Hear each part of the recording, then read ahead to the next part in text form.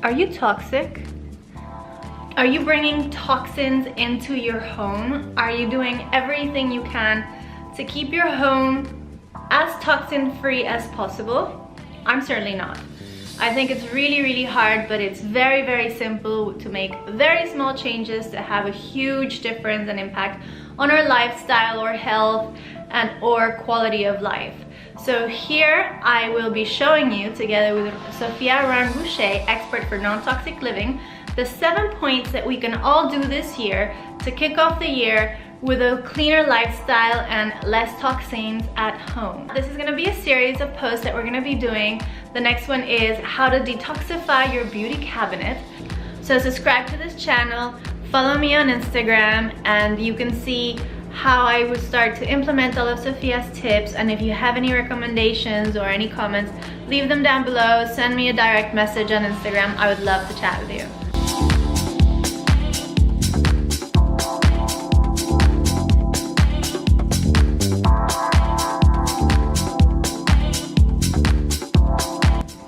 Hey darlings, welcome to my channel, welcome back.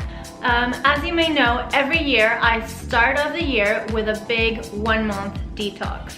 I clean out dairy, meats. I basically have a very lean vegan diet and then sort of build up for a few days of juicing and then sort of build back up into my lifestyle.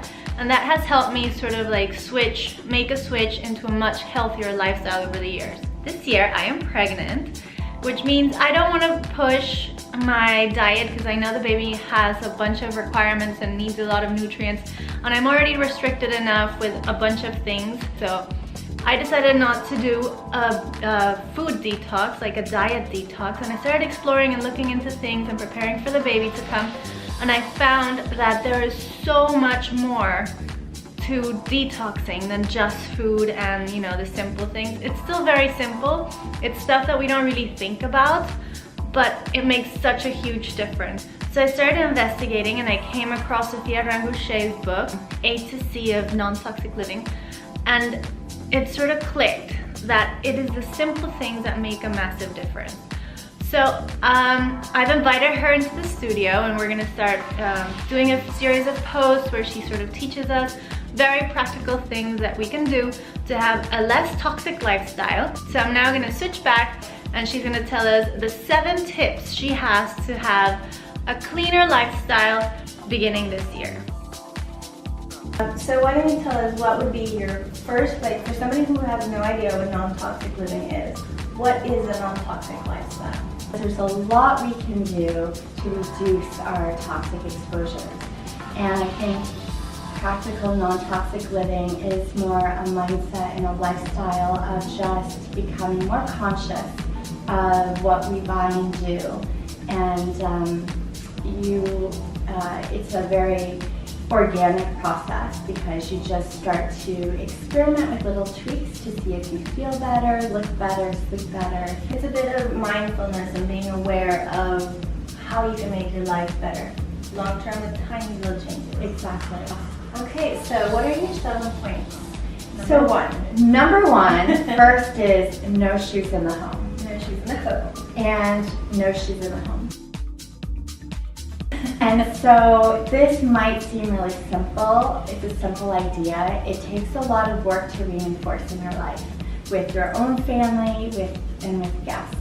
But the EPA has proven that from the bottom of our shoes we track in pesticides, cancer-causing chemicals, and a long list of other bad things from outdoors. And if you have a large doormat in front of your home and have people wipe the bottom of their shoes and move their shoes at home, you can reduce lead dust in your home by up to 60%. Wow, that's incredible. Yeah.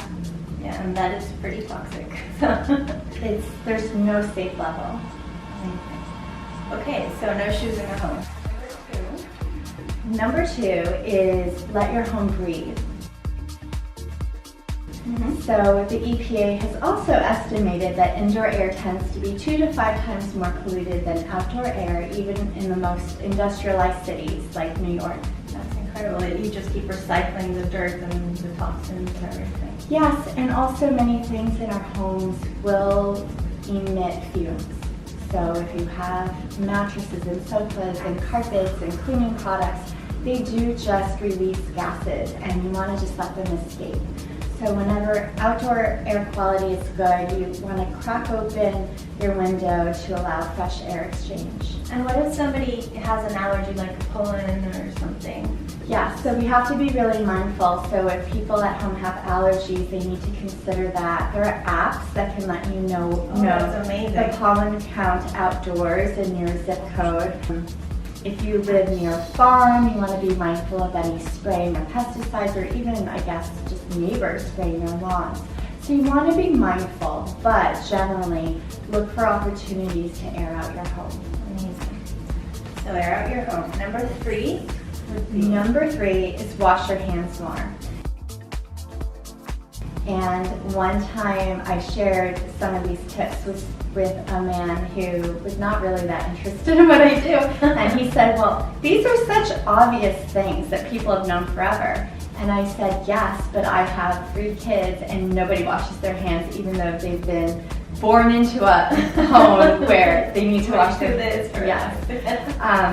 So it takes a lot of conscious effort to wash your own hands and wash your children's hands before they eat. And the reason, I grew up with a dad who's a doctor, and every time we were at the dinner table, he would say, did you wash your hands before you ate? And I would lie and say yes, even though I didn't.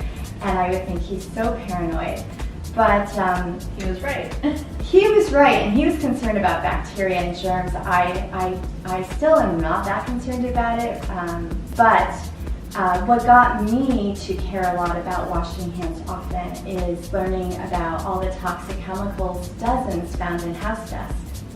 And so dozens that cause cancer, that can be toxic in many different ways. And the best thing you can do is just wash your hands before you eat. Yep, makes sense. So number 4. Number 4 is having more home-cooked meals. You can detox your diet by having more control over not only what you eat, but how you prepare the foods and many other aspects that go into your meal. Yeah, your ingredients. We were talking about smoothies earlier, and it's just a very simple way to have a home meal. It's something super simple.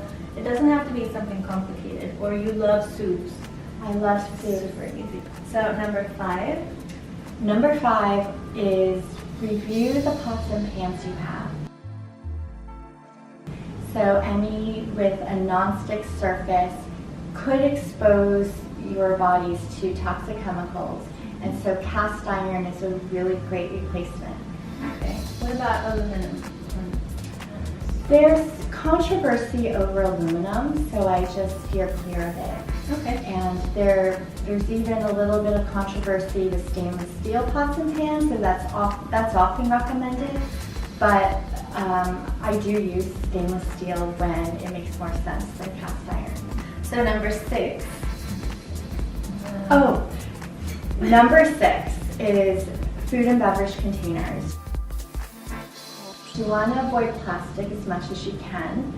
You're not going to be able to avoid it completely, but any time it's an easy opportunity to avoid plastic, it is better for you, and it will matter.